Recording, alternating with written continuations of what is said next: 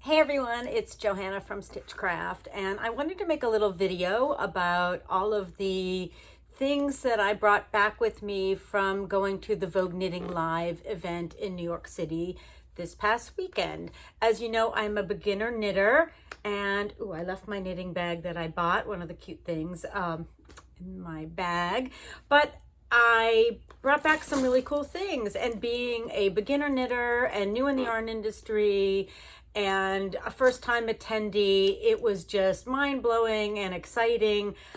I think the biggest takeaway that I got, besides all the goodies that I'm going to show you in a minute, is that the yarn and industry, knitting and crocheting, is so broad and inclusive that it was so fun. You know, I went to a lecture with Stephen West, and he did a show and tell of knit along with one of his shawls, and he had everybody come up, I think I posted pictures on that, anybody who had participated to come up and show their shawls, and they did like a big conga line of it. And it was young people that looked like they were in their early 20s, and then, you know, people who were older, like, and I'm going to say like my age. So it was a really broad spectrum of people, and that to me is just so exciting when it can be a mixture of ages and races and interests, and you know, the tying together part of it is just the interest of yarn and knitting. So that to me is most exciting, because we all have that commonality of creating, and that, you know, is what's most important to me, is creating and having some creativity. So I was so excited to see such a broad spectrum of people, and you know, gender and age and everything. And so that was just so cool. So that was my biggest takeaway, was that it's just such a broad, awesome, I can't wait to explore further into this industry. And of course I did explore some of the cool things that they had for sale, and because I'm new to all of this, and so I'm going to show you some of the things that I got. First of all, I'm going to show you this really cute bag. Now, this is not all stuff that we sell, and it's not even all stuff that's available. I don't even know if it's available online, everything, so bear with me. I know I don't usually like to do that, but I had to, because so cute. So this was one of my favorite vendors. It's called Cat Sandwich, and I bought the bag because I forgot to bring a reusable tote bag, so I bought the bag, which was just so cute.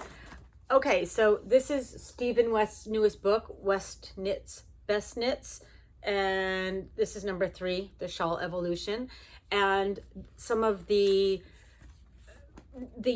pictures that I posted when I went to his lecture were shawls that are from this book. And you know, I think it's over my head a little bit. He had suggested that we start with, you know, he had other ideas of which of his shawls that we should start with that were a little more beginner friendly, which is where I would fall in. But I'll tell you, the photography in this book is absolutely magnificent. It's so artistic. I love it. So I got that book. And then I visited Knit Collage. And this was one of the, Knit Collage was one of the first yarns that I ever bought. And, you know, I didn't knit, I crocheted, and I bought it at Pearl Soho in Manhattan probably 15 years ago. And it's a mix of different like chunky yarns, and there's actually some fabric yarn in here, which I'm really interested to play with, because hello, I got a lot of fabric. So I'm going to make a hat out of this. I think they had like really fun things. I didn't post the picture, but one of my favorite types of sweaters and knitwear that I saw when I was at the show was scrappy. Surprise, you know, and it had ends hanging out. I had this one girl I kind of followed and took pictures of her. She had a hat and like a cardigan on, and it was made with leftover yarns and different thicknesses, and it had the ends hanging out, and it was just so much fun. Okay, what else did I get? I got this really cute tassel, and this was, I bought this in the Stephen B booth, and the tassel, Andrea Ray, and I was talking to her, and she was a really cool artist, and she spins her own yarns. I thought this was really cool. I'm going to put this on a bag because I like bags. All right, and then I visited the Katrinkle's booth and got some stitch markers and some other little things. Oh, they're in here.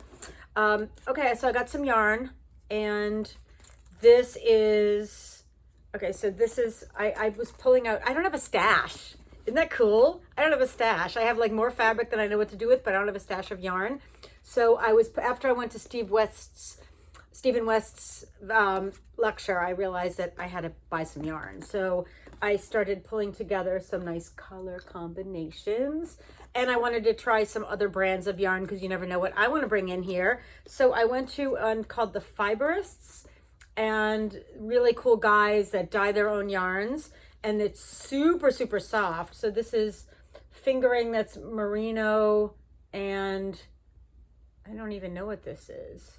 Hopper fingering, something else. And this is different types of wool yarn.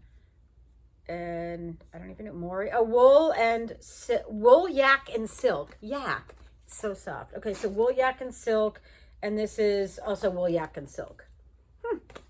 So that's that. And then this is it's from Manos to Uruguay. And I can't, they put their sticker on it, so I can't remember what it is, but it's, this might have had mohair or something in it. It's so soft. Okay, and I also got this one. This is from a company called Fully Spun.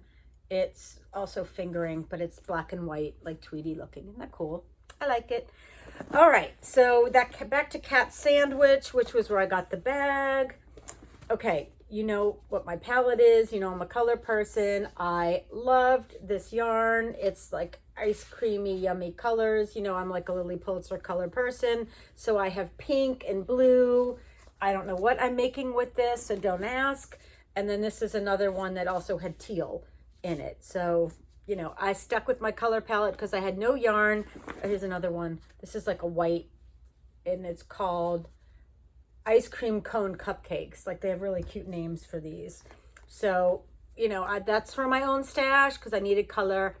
Okay, and so I did buy some things that interested me for as a possibility for the shop because we're in Florida. This is from Tess Yarns, and this was, it's one of those like tape yarns. It's microfiber ribbon, and in their booth they had some samples. They had this meshy t-shirt that was the weight was so perfect for Florida, and they were also showing me they made a bathing suit out of it. So I don't know if it was a bikini. I don't think I can wear a knit bikini, but somebody can. But I thought this would be a great, when it's knit up and they show me the samples, it was a really great texture and weight for the warmer climates. So I wanted to check that out. Oh, here's my things for Katrinkles. So this was a little guide of the different weights. This will be my cheat sheet, and this is, it wraps per inch, and it's a corgi. It's got Cooper on it. How could I pass it up? And I met some yarn people from South Africa that had some really cool bamboo, and it's a bamboo, different mixes, but this is 50-50 bamboo, viscose, and cotton. So they gave me some samples so I could try it out because I told them again that we were in a warmer climate and I was interested in carrying some lighter weight yarns. So I'm going to try that out as well.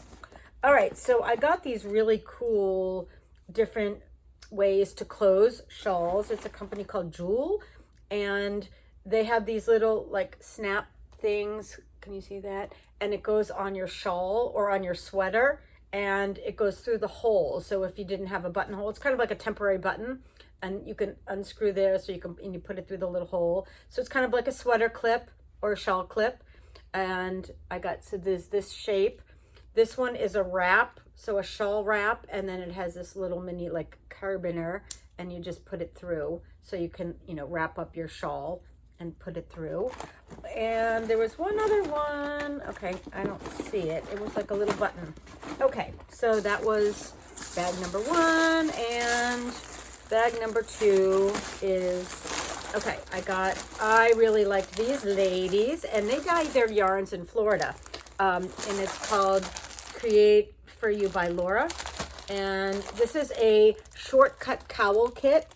So it's like a cowl poncho. It just kind of fits over your head, which I thought was so adorable. Their sample was in their booth, and sample sell, and it just kind of hooked me in. This was the one thing I had seen. I kept going around looking, and I kept going back going, I really like that. I really like that. And it's made with mini skeins. So I don't think I'm up to this yet, but I should be up to it soon. So I'm going to make that. And I got this really cute project bag with a knitting fox. And I got one from my mom.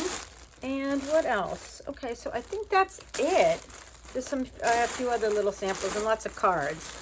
And then I got this really cute project bag with corgis on it, and I have my knitting in it, but I left it over there. So that is the things that I brought back from Vogue Knitting Live in New York City this past weekend. And I am totally inspired and totally excited and totally pumped up to start knitting and to start bringing in more yarns. I have a yarn rep coming from Malabrigo this afternoon. And for all of you that are quilters, don't worry. I am not giving up the fabric world. I live the fabric world. We have new Cafe coming next month, and all kinds of new Windham coming this month. We have lots of new fabric coming. So I'm just doing it all. If it's got fiber, then it's good. So that is where I am today, and that is what I brought back from Vogue Knitting Live in New York City. So I hope that you will be open-minded to learning new things and exploring new crafts and new hobbies if you so choose. I am a perfect example of you are never too old to learn a new hobby, because I just learned to knit in the last couple months. So it's very exciting, jumping in with both feet. Thank you for watching, and I appreciate you.